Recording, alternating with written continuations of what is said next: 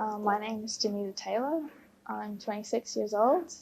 I was born in Ayr, which is just south of Townsville, and throughout my life I've slowly moved down the east coast.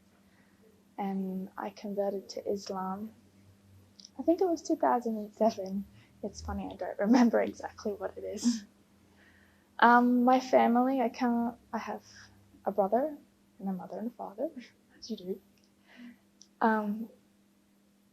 My mother and father, I don't want to label them with religious things. I think they would be titled as agnostic, if not atheist.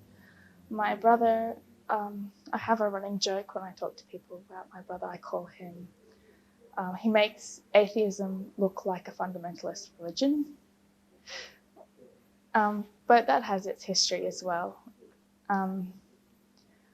Let's talk about my mum comes from Bundaberg, and in her religious experience, she lived in a time where Protestants walked on this other side of the road of Catholics.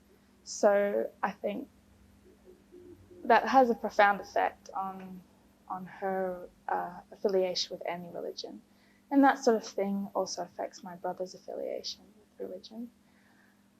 My father's family are Baptists, and I used to go to church with Grandma and Granddad, and I would actually ask to go to church with them, and I would ask my mum to take me to Sunday school, which I'm sure she didn't mind because it's free babysitting.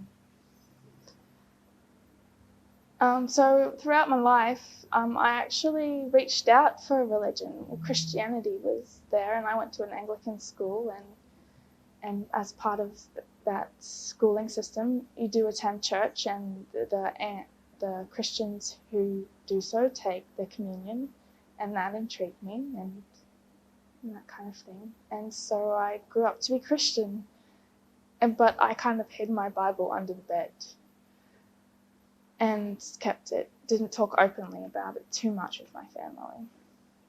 But I think they knew that I liked religion. And when I went to Spain and got to see what the Catholics do, and that was nice. Knowing about Islam, I think, can be broken down into different sections.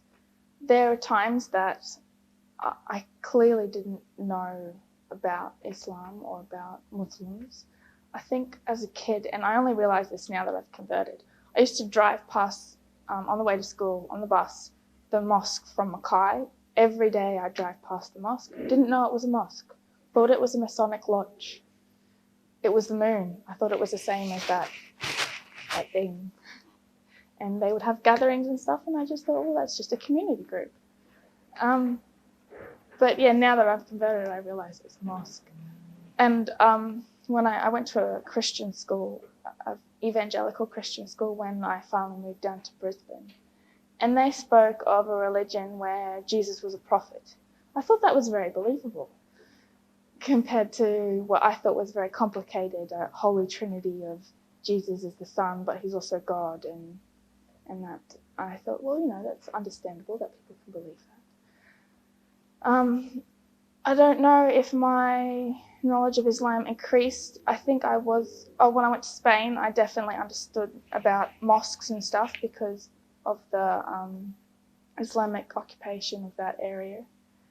There was clear evidence of the Islamic Empire there, and the school I went to organised trips to the mosque and spoke about needing to cover when you were there. While I was in Spain, September 11 happened, and I think that change really sort of made it clear what Islam was.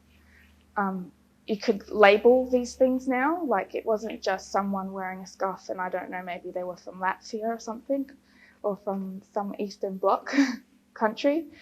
But yeah, so I could say, well, that person's Muslim.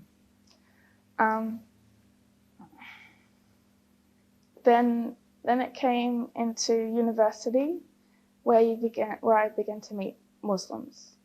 I also went to Indonesia near the end of my degree, and that was very interesting. I mean, I was woken up by the adhan and was quite annoyed by it because the mosque was just on the next block and it was very loud. But we also had a good friend who showed us around. Like, we would take her with us, and we would make sure that we stopped and she took time to pray, and we thought it was nice. We got to see the Muslims there. I was in Bandung at one of the universities there, and on Friday the girls would sit in groups and read the Quran. The guys would go off to pray. I remember one incident where I was in the office at the university, and this guy came in and he had like droplets of water all over his face and arm, and I'm like, I had just been very sick the day before, and I said, oh, do you have a fever? He said, oh no, I just went and washed myself, because he just made wudu, like the cleaning process before you pray. I didn't know, I was so embarrassed. Also, I had a trip to from Bandung to Jakarta, which I think is about 2 hours, and the driver explained to me about Ramadan. And at the time, I thought it was like anti-Christmas, in the sense that here Christmas is very materialistic, and the idea of fasting appealed to me, as it was sort of like giving up material things and self-control and that kind of thing, which appealed to me as well. So I came to know a lot more about Islam while I was in Indonesia. But what sealed the deal for me was, I met a guy and he made Islam look like something that I could be a part of. When I was in Indonesia, I was like, oh, well, Islam's a very nice religion, but, that's for those people, but I'm Christian. But the gentleman who is now my husband made it seem like something that I could do. And I found out that it kind of fitted more with what I believed as a Christian. I think as a Christian, I was trying to fit Islamic beliefs about God into it, which didn't really work. Trying to fit Islamic ideas into Christianity, that is, which didn't work. So I found that Islam aligned more with my beliefs about God. And I found that prayer was quite, it was good to take that time out and remember God. So I kind of liked those sort of aspects, the ritual behind it, that you could go to when you needed it, to take time out and contemplate. When I decided to convert to Islam, I told the people I met through my husband that I wanted to do this, but I told them not to tell my husband, because to me it was so important that he wasn't my husband at the time too. It was important to separate my becoming Muslim from him, because no matter how wonderful I think he is, he's not worth waking up at 5 o'clock in the morning to pray. Really, he's not worth it.